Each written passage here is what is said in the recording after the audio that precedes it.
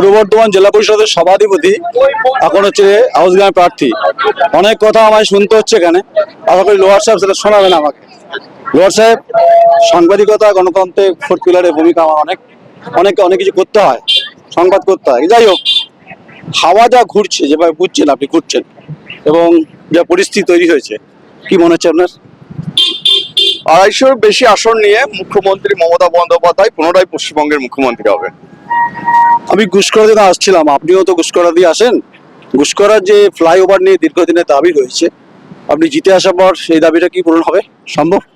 চেষ্টা করব। আমাদের প্রথম গুসকরার যে উন্নয়ন আমরা রেখেছি, গুসকরা হসপিটালের আধুনিকীকরণ এবং হাউসগ্রামকে যে একটা পর্যটন কেন্দ্র হিসাবে গড়ে তোলা। হাউসগ্রামের প্রাকৃতিক পরিবেশ রয়েছে খুব সুন্দর, যেটা বাইরের জেলার মানুষদের, পশ্চিমবঙ্গের মানুষদের আকর্ষিত করবে বা বাইরের যে রাজ্যের মানুষদের আকর্ষিত করবে যদি সুন্দরভাবে সাজানো যায়। তা আমরা পর্যটনের উপর হাউসগ্রামের জোর দেবো। তাছাড়া যেগুলো মানে অনগোয়িং যেগুলো উন্নয়ন রয়েছে সেগুলো তো থাকবেই, রাস্তাঘাট, পানীয় জল, এগুলো তো রয়েছে। আরেকটা বড় সমস্যা দেখছিলাম, আপনি নিশ্চয়ই করবেন, যানজট। এই যানজটের কারণে মানুষের ব্যবসা বাণিজ্যের ক্ষেত্রে ব্যাপক সমস্যা হচ্ছে।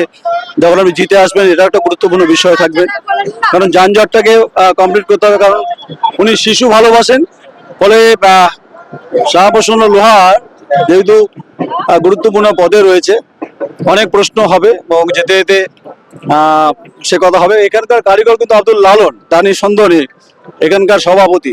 আচ্ছা, যেটা বলছিলাম, যানজটকে বড় সমস্যা ব্যবসা বাণিজ্যের ক্ষেত্রে, এটাও একটা অনেক বড় দায়িত্বের মধ্যে পড়ছে আপনার। গুসকরা অনেক পুরনো মডেলের শহর, গুসকরা যানজটটা একটা সমস্যা রয়েছে। ওটাকে নিয়ে স্থানীয় ব্যবসায়ীদের সঙ্গে বসে আলোচনার মাধ্যমে একটা পরিকল্পনা করতে হবে যাতে যানজটটা এড়িয়ে যাওয়া যায়।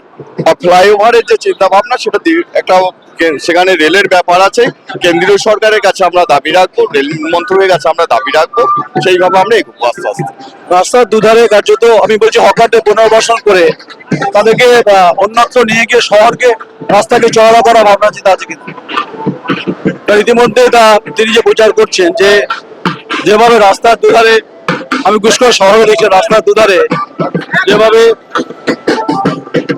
যে রাস্তার দুধারটা কার্যত হকাররা প্রায় রয়েছে। আমি বলছি না হকার শহরে বলছি না, এদের পুনর্বাসনের ক্ষেত্রে ভাবনা চিন্তা আমি শুনতে পারি প্রশ্ন।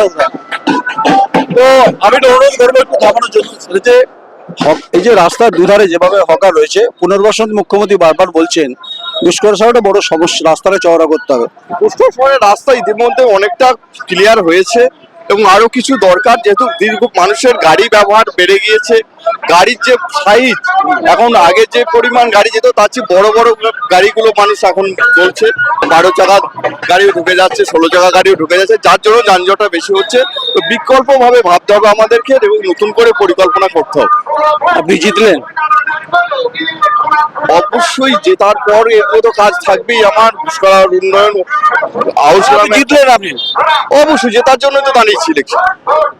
আচ্ছা, সেটা যে কর্মসংস্থানের আমি জানেন, আপনি এটাও জানেন যে আমি যেগুলো বলি কোনো কখনো মিস হয় না। আপনি জিতে ব্যক্তিগত লাইফে আপনিও সেটা জানেন। আপনি জিতেন, আমি হারলাম, তাই তো? আচ্ছা, আমাকে বলুন, বাস হচ্ছে কর্মসংস্থানের প্রশ্নে মানুষের অনেক চাহিদা রয়েছে এখানে, চাকরি হোক, অনেক অনেক কলকারখানা রয়েছে হাউসগ্রামে, ইতিমধ্যেই বহু মানুষ কর্মসংস্থান রয়েছে, আরো বাড়বে আশা করি। হাউসগ্রাম একটা শিল্পর জন্য যে এগুচ্ছে এবং ডেভেলপ হবে ভবিষ্যতে। পর্যটন শিল্পের ব্যাপক গুরুত্ব রয়েছে, পর্যটন শিল্পের একটা গুরুত্ব রয়েছে। এবং ইতিমধ্যে লোহার সাহেবকে পুরোটা পাওয়া গেল না, ও স্বাভাবিকভাবে ব্যস্ততার মধ্যে রয়েছে। আমরাও যাওয়ার চেষ্টা করব, এবং আমরা যেটা দেখছি যে গোটা পরিস্থিতি যেভাবে তৈরি হয়েছে, সেই আব্দুল লালন সাহেব রয়েছেন ব্লকের সভাপতি, আরেকটা কারিগর, ভোট রঙের কারিগর। তো যাই হোক, চেষ্টা করবো আমরা অন্তত যতটা কভার করা যায়। তো দেখিয়ে নিই একবার। লর্ড সাহেব, সব প্রশ্ন হয়নি, সেটা হচ্ছে যে পর্যটন শিল্পের একটা ব্যাপক চাহিদা, যেহেতু জঙ্গল মহলাটা রয়েছে, বিস্তীর্ণ এলাকা, সবুজায়ন রয়েছে, পরিকল্পনা। আমি প্রথমেই বললাম, হাউসগ্রামের যে প্রাকৃতিক সৌন্দর্য রয়েছে, ইতিমধ্যেই বহু মানুষ হাউসগ্রামে আসে, সময় কাটান। সেই জায়গাগুলো আমরা সুন্দরভাবে সাজাতে চাই।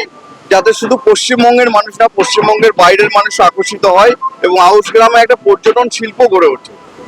দরিয়াপুরে ডোগরা শিল্পে একটা বাজার বহু বছর আগে ছিল, বামফ্রন্ট জমানার সাথে কার্যত বিলীন হয়ে যায়।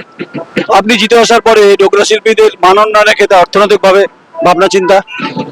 ডোকরা শিল্পী আমি গিয়েছি এবং তাছাড়াও ওনাদের সঙ্গে আমার দীর্ঘ 2 বছরের সম্পর্ক, যে জেলা পরিষদের মাধ্যমে যথেষ্ট। ওনারা শুধু ডোকরা শিল্পীদের আমি সম্মান জানাই এখান থেকে।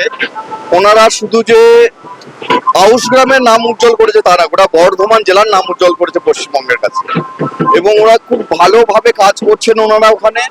এবং ভবিষ্যতে ওনাদের পাশে পশ্চিমবঙ্গ সরকার, মাননীয় মুখ্যমন্ত্রী মমতা বন্দ্যোপাধ্যায়, আমরা সকলেই থাকবো। আদিবাসীদের একটা বিরাট চাহিদা রয়েছে, দাবি, ওদের তো মান উন্নয়নের দাবি রয়েছে।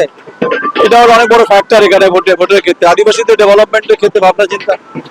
আমাদের ইস্তাহারি যেটা আছে, আমরা এখানে একটা অলচিকি ভাষায় একটা স্কুল আমরা চালু করতে চাই এবং একটি সরকারি ইংলিশ মিডিয়াম স্কুল করবো।